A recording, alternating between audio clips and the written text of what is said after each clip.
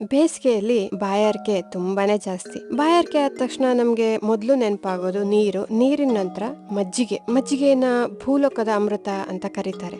ಬರೇ ಮಜ್ಜಿಗೆ ಕುಡಿಯೋದಕ್ಕಿಂತ ಅದಕ್ಕೆ ಪರಿಮಳ ಮತ್ತು ರುಚಿಗೆ ಅದರ ಸ್ವಾದವನ್ನು ಹೆಚ್ಚಿಸುವಂತಹ ಈ ತರದ್ದೊಂದು ಪುಡಿ ಹಾಕೊಂಡು ಕುಡಿದ್ರೆ ಒಂದಾದ್ಮೇಲೆ ಒಂದ್ ಲೋಟ ಮಜ್ಜಿಗೆಯನ್ನ ಕುಡಿತಾನೇ ಇರ್ಬೇಕು ಅನ್ಸುತ್ತೆ. ಆಯಾಸ ಕೂಡ ಪರಿಹಾರ ಆಗುತ್ತೆ. ಎಲ್ರಿಗೂ ನಮಸ್ಕಾರ. ಮನೆಯೂಟದಲ್ಲಿ ಈ ದಿನದ ವಿಶೇಷ ಮಜ್ಜಿಗೆ ಪುಡಿ ಅಥವಾ ಬೇಸಿಗೆಯಲ್ಲಿ ವಿಶೇಷವಾಗಿ ನಾವು ತಯಾರಿಸಿ ಇಟ್ಕೊಳ್ಳುವಂತಹ ಮಜ್ಜಿಗೆಗೆ ಹಾಕೊಂಡು ಕುಡಿಯುವಂತಹ ಒಂದು ಪುಡಿ. ಈಗ ಹೇಗೆ ಮಾಡೋದು ಅಂತ ತಿಳ್ಕೊಳ್ಳೋಣ.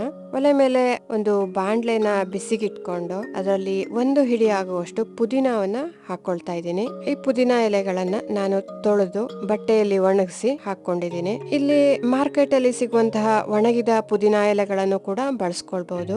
ಇಲ್ಲ ಅಂದ್ರೆ ಇದೇ ಪುದೀನ ಎಲೆಗಳನ್ನ 2 ರಿಂದ 3 ದಿನ ಬಿಸಿಲಲ್ಲಿಟ್ಟು ಒಣಗಿಸ್ಕೊಂಡು ಅದನ್ನು ಕೂಡ ಬಳಕೆ ಮಾಡ್ಕೊಳ್ಬಹುದು. ಈ ಪುದೀನ ಎಲೆಗಳನ್ನ ಸಣ್ಣ ಉರಿಯಲ್ಲಿ ಹುರ್ಕೊಳ್ಬೇಕಾಗತ್ತೆ. ಸಣ್ಣ ಉರಿಯಲ್ಲಿ 5 ರಿಂದ 6 ನಿಮಿಷ ಹುರ್ಕೊಂಡ್ರೆ ಸಾಕು. ಅಷ್ಟರಲ್ಲಿ ಇದು ಗರಿ ಗರಿ ಆಗಿರುತ್ತೆ. ಪುದೀನದ ಪರಿಮಳ ಇಷ್ಟ ಇಲ್ದಿದ್ರೆ ಇದನ್ನ ಬಿಟ್ಟು ಕರಿಬೇವಿನ ಸೊಪ್ಪನ್ನ ಬಳಕೆ ಮಾಡ್ಕೊಳ್ಬಹುದು. ನೋಡಿ, ಈಗ ಪುದೀನ ಎಲೆ ಗರಿ ಗರಿ ಆಗಿದೆ. ಇಷ್ಟ ಆದ್ರೆ ಸಾಕು. ಇದನ್ನ ಒಂದು ಬಟ್ಲಲ್ಲಿ ತೆಕ್ಕೊಳ್ತಾ ಇದ್ದೀನಿ.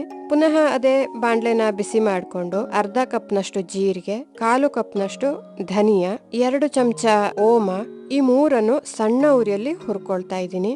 ಜೀರಿಗೆ ಮತ್ತೆ ಓಮ 2 ಹುರಿತಿದ್ದ ಹಾಗೆ ಚಟಪಟ ಅಂತ ಸಿಡಿಯೋದಕ್ಕೆ ಶುರುವಾಗುತ್ತೆ. ಜೊತೆಗೆ ಹುರಿದಂತಹ ಪರಿಮಳ ಕೂಡ ಬರುತ್ತೆ. ಹುರಿದಂತಹ ಪರಿಮಳ ಬರೋವರೆಗೂ ಇದನ್ನ ಹುರ್ಕೊಳ್ಬೇಕು. ಈಗ ಇದು ಸ್ವಲ್ಪ ಪರಿಮಳ ಬರ್ತಿದೆ. ಈ ಹಂತದಲ್ಲಿ ಇದಕ್ಕೆ 1 ಚಮಚದಷ್ಟು ಕಾಳು ಮೆಣಸನ್ನ ಸೇರಿಸಿ ಇದನ್ನ ಇನ್ನೊಂದು 2 ರಿಂದ 3 ನಿಮಿಷ ಇದನ್ನ ಹುರ್ಕೊಳ್ತಾ ಇದ್ದೀನಿ. ಈಗ ಇದು ಪರಿಮಳ ತುಂಬಾ ಚೆನ್ನಾಗಿ ಬರ್ತಿದೆ. ಇದನ್ನ ಒಂದು ಬಟ್ಲಲ್ಲಿ ತೆಕ್ಕೊಳ್ತೀನಿ. ನೋಡಿ, ಹುರಿದಿರುವಂತಹ ಪುದೀನ ಮತ್ತೆಲ್ಲ ಸಾಮಗ್ರಿಯನ್ನು ಒಂದು ಬಟ್ಲಿಗೆ ಹಾಕೊಂಡಿದ್ದೀನಿ. ಈಗ ಇದಕ್ಕೆ ಇಷ್ಟು ದೊಡ್ಡ ಒಣಶುಂಠಿ ತುಂಡನ್ನು ಸ್ವಲ್ಪ ಕುಟ್ಟಿ ಸೇರಿಸ್ಕೊಳ್ತಾ ಇದ್ದೀನಿ. ಒಣಶುಂಠಿಯನ್ನ ಹಾಕೊಳ್ತಿರೋದ್ರಿಂದ ನಾನಿಲ್ಲಿ ಇದನ್ನ ಹುರಿಯೋವಾಗ ಸೇರಿಸ್ಕೊಂಡಿಲ್ಲ. ಈಗ ಅರ್ಧ ಚಮಚದಷ್ಟು ಪುಡಿ ಇಂಗನ್ನ ಸೇರಿಸ್ಕೊಳ್ತಾ ಇದ್ದೀನಿ. ಅದ್ರ ಜೊತೆಯಲ್ಲಿ 1 ಚಮಚದಷ್ಟು ಒಣಮಾವಿನ ಪುಡಿ ಅಥವಾ ಆಮ್ಚೂರ್ ಪೌಡರ್ ಇದನ್ನು ಕೂಡ ಸೇರಿಸ್ಕೊಳ್ತಾ ಇದ್ದೀನಿ. ಪುದೀನ ನಮ್ಮ ದೇಹವನ್ನ ತಂಪುಗೊಳಿಸುತ್ತೆ. ಹಾಗಾಗಿ ನಾನಿಲ್ಲಿ ಇದನ್ನ ಹಾಕೊಳ್ತಾ ಇದ್ದೀನಿ. ರುಚಿಗೆ ತಕ್ಕಷ್ಟು ಕಲ್ಲುಪ್ಪನ್ನ ಸೇರಿಸ್ಕೊಳ್ತಾ ಇದ್ದೀನಿ. ಪುಡಿಯುಪ್ಪನ್ನು ಸಹ ಬಳಕೆ ಮಾಡ್ಕೊಳ್ಬಹುದು. ಮಜ್ಜಿಗೆ ಕುಡಿಯೋದ್ರಿಂದ ದೇಹದ ಉಷ್ಣ ಕೂಡ ಕಡಿಮೆ ಆಗುತ್ತೆ. ಈಗ ಎಲ್ಲವೂ ಕೂಡ ತಣ್ಣಗಾಗಿದೆ. ಇದನ್ನ ಮಿಕ್ಸಿ ಜಾರ್ಗೆ ಹಾಕೊಳ್ಳೋಣ. ಇದನ್ನ ಮಿಕ್ಸಿ ಜಾರ್ಗೆ ಹಾಕಿ ನುಣ್ಣಗೆ ಪುಡಿ ಮಾಡ್ಕೊಳ್ಳೋಣ. ಹೀಗೆ ನುಣ್ಣಗೆ ಪುಡಿ ಮಾಡ್ಕೊಂಡಂತಹ ಪುಡಿಯನ್ನ ಜರಡಿಗೆ ಹಾಕಿ ಒಮ್ಮೆ ಜರಡಿ ಆಡ್ಕೊಂಡ್ರೆ ನುಣ್ಣಗಿನ ಪುಡಿ ಸಿಗುತ್ತೆ. ಈ ಪುಡಿಯನ್ನ ಒಂದ್ಸಲ ಮಾಡಿಟ್ಕೊಂಡ್ರೆ ಬೇಸಿಗೆ ಪೂರ್ತಿಯಾಗಿ ನಾವು ಮಜ್ಜಿಗೆಗೆ ಹಾಕೊಂಡು ಕುಡಿಬಹುದು. ನೋಡಿ, ಇಷ್ಟು ಇದರಲ್ಲಿ ತರಿಯಾಗಿ ಉಳ್ಕೊಂಡಿದೆ. ಇದನ್ನ ಈಗ ಇನ್ನೊಮ್ಮೆ ಮಿಕ್ಸಿ ಜಾರ್ಗೆ ಹಾಕಿ ನುಣ್ಣಗೆ ಪುಡಿ ಮಾಡ್ಕೊಳ್ತೀನಿ.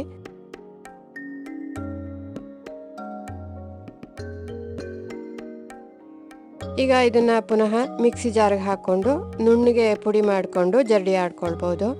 ಹೀಗೆ ಜರಡಿ ಆಡ್ಕೊಂಡಂತಹ ನುಣ್ಣಗಿನ ಪುಡಿಯನ್ನ ಒಂದು ಗಾಜಿನ ಬಾಟ್ಲು ಅಥವಾ ಗಾಳಿ ಆಡದೆ ಇರುವಂತಹ ಡಬ್ಬದಲ್ಲಿ ತುಂಬಿ ಇಟ್ಕೊಂಡ್ರೆ ಬೇಸಿಗೆ ಪೂರ್ತಿ ಇದನ್ನ ಬಳಕೆ ಮಾಡ್ಕೊಳ್ಬಹುದು.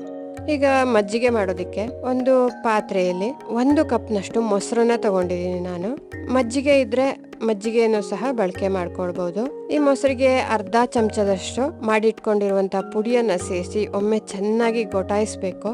ಇದರಿಂದ ಪುಡಿ ಮತ್ತೆ ಮೊಸರು 2 ಕೂಡ ಹೊಂದ್ಕೊಳ್ಳುತ್ತೆ, ಚೆನ್ನಾಗಿ ನುಣ್ಣಗಾಗತ್ತೆ. ಈಗ ಇದಕ್ಕೆ ನಾನು ಸುಮಾರು 2 ರಿಂದ 3 ಕಪ್ನಷ್ಟು ನೀರನ್ನ ಸೇರಿಸ್ಕೊಳ್ತಾ ಇದ್ದೀನಿ.